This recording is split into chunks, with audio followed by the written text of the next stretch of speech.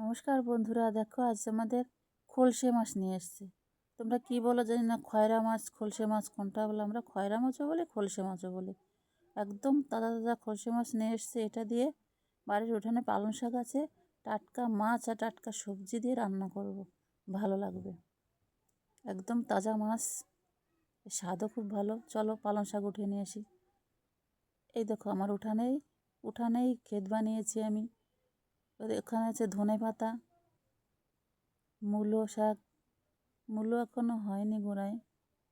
ওখানে একটা শাক আছে, ঠ্যানঠেনে শাক বলে, এটা মূলোর এখনও গোড়ায় হয়নি, এখনও ছোট ছোট রয়েছে, এখনও মূলোই হয়নি।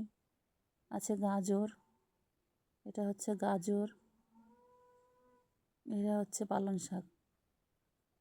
আর ওদিকে হচ্ছে লাল শাক, ওদিকে লাল শাক আছে,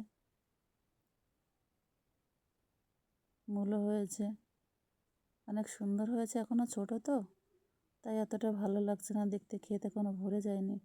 চলো আমি পালং শাক তুলি। কচি কচি পালং শাক, তাজা শাক, টাটকা মাছ আর টাটকা সবজি দিয়ে রান্না করলে কত ভালো লাগবে, স্বাদটাই অন্য রকমের।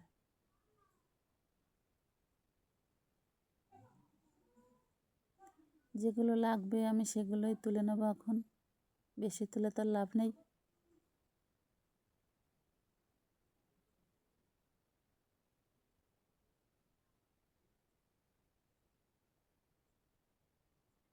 তোমরাও চলে এসো বন্ধুরা, টাটকা মাছ আর টাটকা সব শাক দিয়ে রান্না করলে তো কোনো কথাই নেই, তার স্বাদটাই অন্য রকমের, খেতেও ভালো লাগবে। দেখো আমি এগুলো তুলে নিয়েছি, একদম তাজা তাজা পালং শাক।